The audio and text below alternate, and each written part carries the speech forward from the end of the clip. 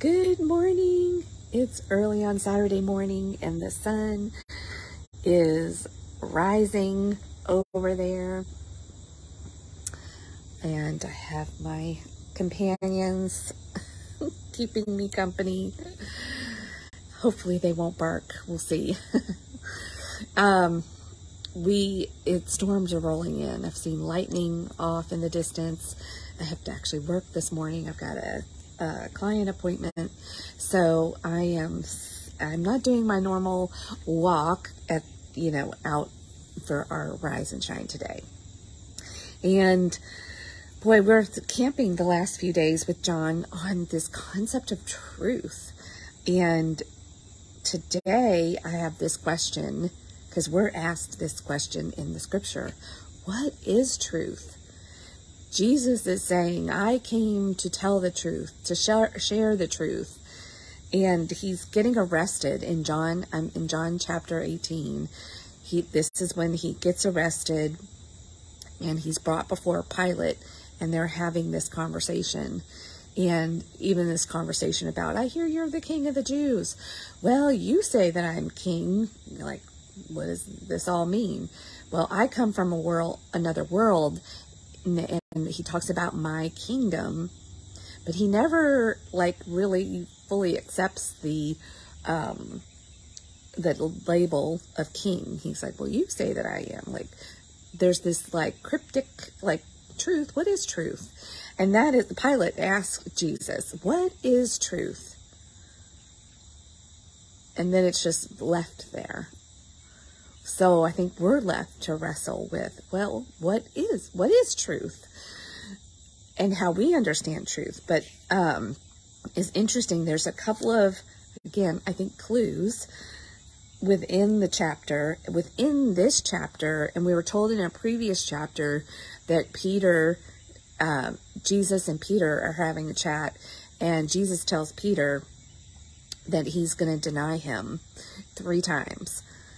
And Peter's like, no, it's not even possible.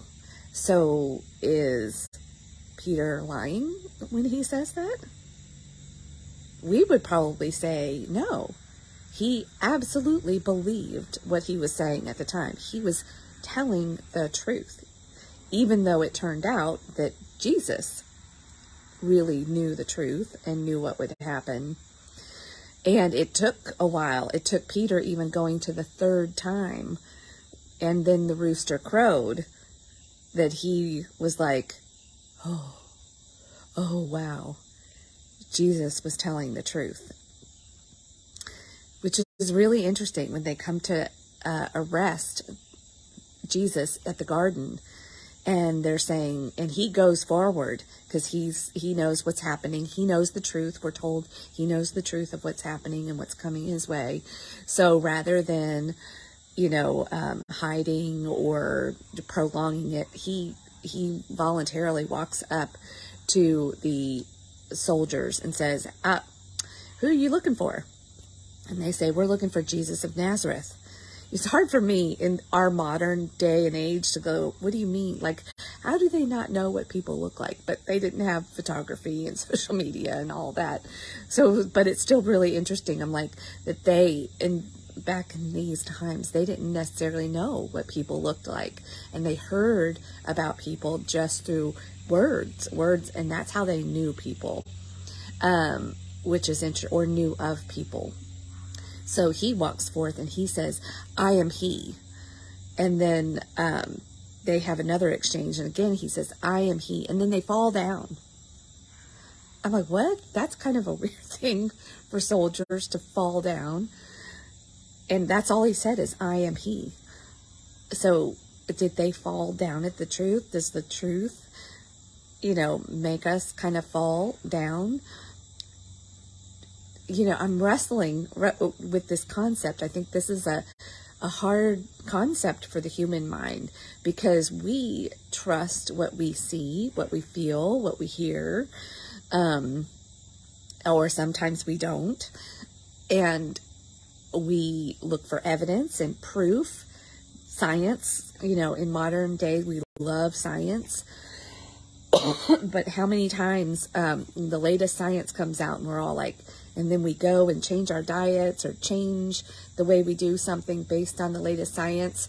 And then, a couple of years later, it's like, oh, yeah, that wasn't true. It turns out that wasn't true. And now we've all like done this thing, and maybe even people have gotten harmed by the truth. So we can't always trust the truth. Like what we think we know nothing. And I think this was, when you really sit with this scripture, at least this is what happened to me. Like, it dawned on me, and I actually got kind of emotional. It was like, we know nothing. Humans know nothing about ultimate truth.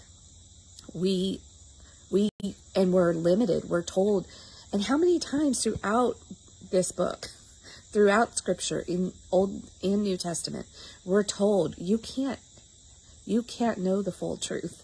It would break you. You would die.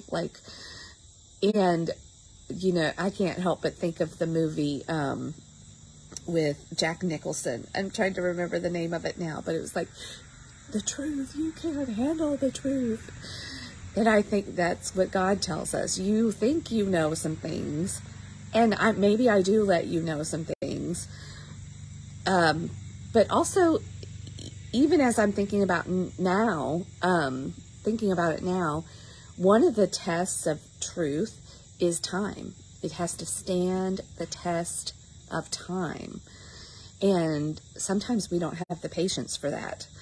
And even in the clinical world, like, we're still learning things right now. We're still learning and living with this new thing called COVID. It's been a few years and we're still learning.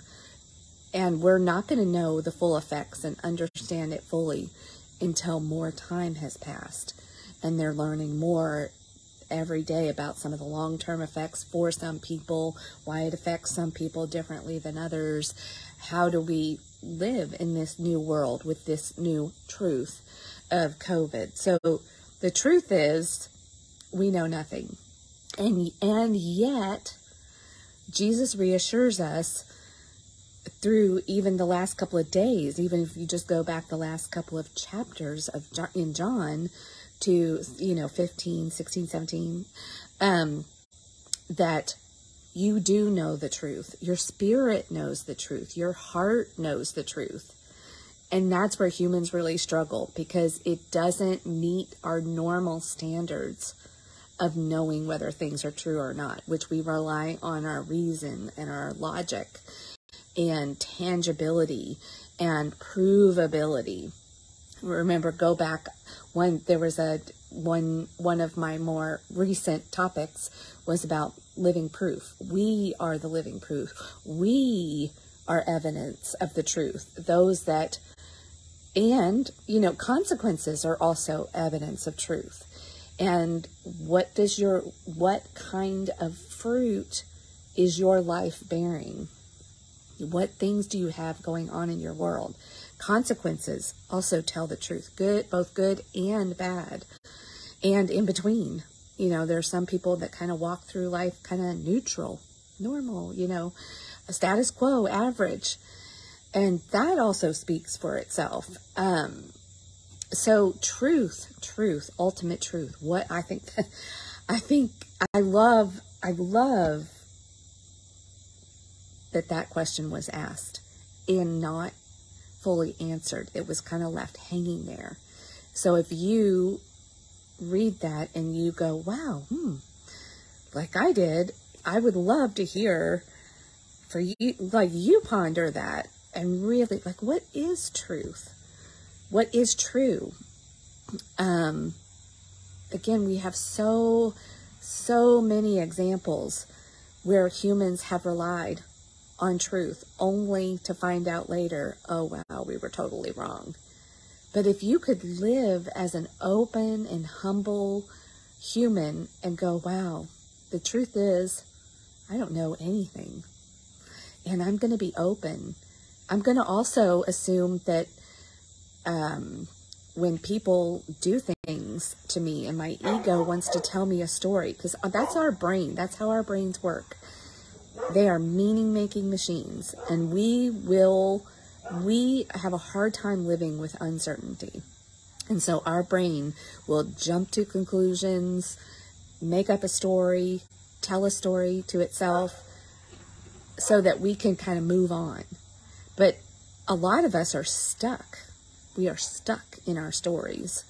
We are believing things that are not true, things that maybe your 5-year-old, your 7-year-old, your 10-year-old, 12-year-old self, they didn't have the full picture, but they had to make up something. You know, did a parent hurt you? Did an adult, were you abused emotionally, physically?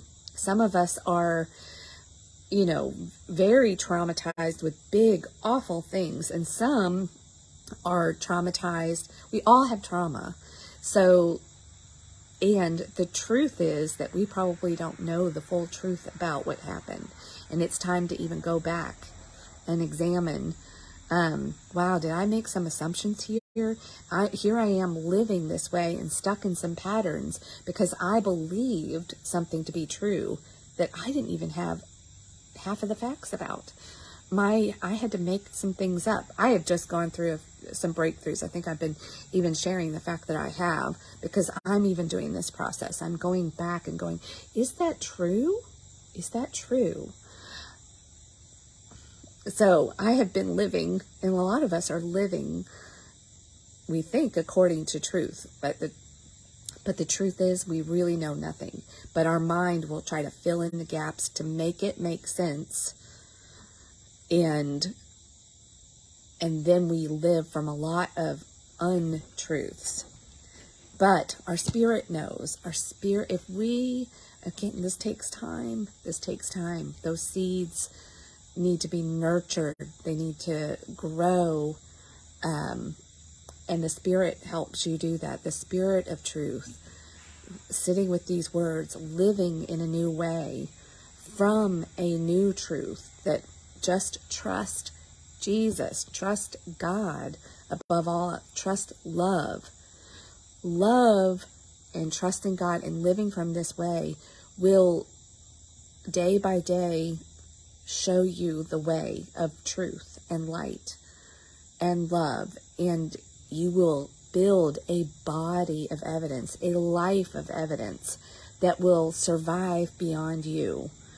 And just trust the truth of that. But you can't know it fully. You just have to trust and obey. That song, that old hymn has been, and I'm not an old hymn person, but that song really has been resonating in my soul for the last week or so. Trust and obey. There is no other way.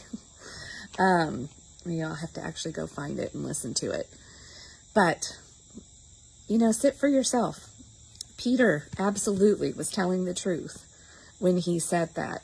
And yet he was also lying. He didn't know. He didn't know the full truth. But Jesus did. Jesus knew what would happen. And he also saw beyond that. He knew that Simon was his rock, that the church would be built on. So that's also the truth. That even when we are caught in lies and we are convicted by our own things, rather than letting the ego get in the way, trust Jesus. Peter did. He stepped forward into that calling, and did become the rock on which the church was built. Anyway, I'm saying a lot, so that's my clue that I need to move on and let you all wrestle with truth. What is truth? And expand your mind when it comes to the spiritual realm, to things that there's part of you that knows that this cannot know. And start to trust that part of yourself. Start to trust your heart, and your whole self, and let the mind and reason get out of the way. There's no other way. All right. Have a great day. John 18. What is truth? All right. Rise and shine.